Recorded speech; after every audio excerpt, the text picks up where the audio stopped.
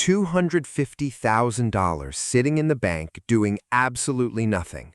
No job, no side hustle, no touching the principal. Here's exactly what that actually buys you in 2026, and it's not what you think in either direction. Want something stable? Something that feels like proof you've made it. Something that gets you out of the renting cycle for good. And there's nothing wrong with wanting that, as long as you understand what you're trading off. That rushed home purchase might make you feel secure, but it could actually be keeping you trapped. This is where having $250,000 saved completely changes your perspective on the housing market. Instead of thinking, can I get approved for this mortgage? You start thinking, what does waiting actually cost me, and what does it get me? That $450,000 house isn't just a monthly payment. It's a decision that locks up your flexibility for the next 30 years. Meanwhile, that same $250,000 sitting in your investment account, growing at market rates while you wait for the right moment, could turn into well over $1 million over 20 years. Suddenly, sitting on the sidelines doesn't feel like missing out anymore. It feels like a strategic position that's protecting your future freedom. And here's the beautiful irony. The person who rushed to buy at the top of the market with 3% down is house poor, stressed about their rate, and trapped in a home they can barely afford. The person sitting on $250,000 in cash is calm, has options, and can actually negotiate from a position of strength.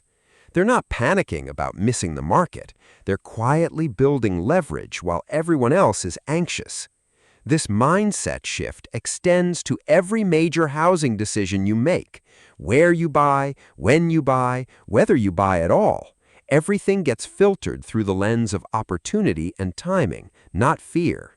Not in a way that makes you paralyzed and unable to ever pull the trigger, but in a way that ensures you're making an intentional choice instead of a panicked one. And let me tell you something that might surprise you. Once you have that cushion, you often realize you don't actually need to compete for that overpriced starter home everyone's fighting over. That listing with 10 other offers, the extra bedroom would be nice, but is it worth stretching your budget to the breaking point just to win a bidding war? That neighborhood everyone says you have to buy into right now? It's tempting, but there are probably better entry points if you're not rushing. This isn't about waiting forever and never buying a home. It's about becoming intentional with the biggest purchase of your life, instead of making it out of fear that prices will run away from you. When you have real savings and understand how your money grows while you wait, it becomes much easier to tell the difference between a home you actually want and a home you're buying because you're scared of being left behind. Look, $250,000 isn't going to buy you a house outright in most markets, but it will fundamentally change how you think about the housing market and your place in it.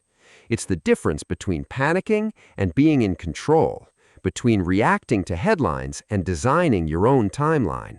Start building that cushion today, because your future self, the one who buys on their own terms instead of out of fear, is counting on the decision you make right now. Trust me, they'll thank you for it.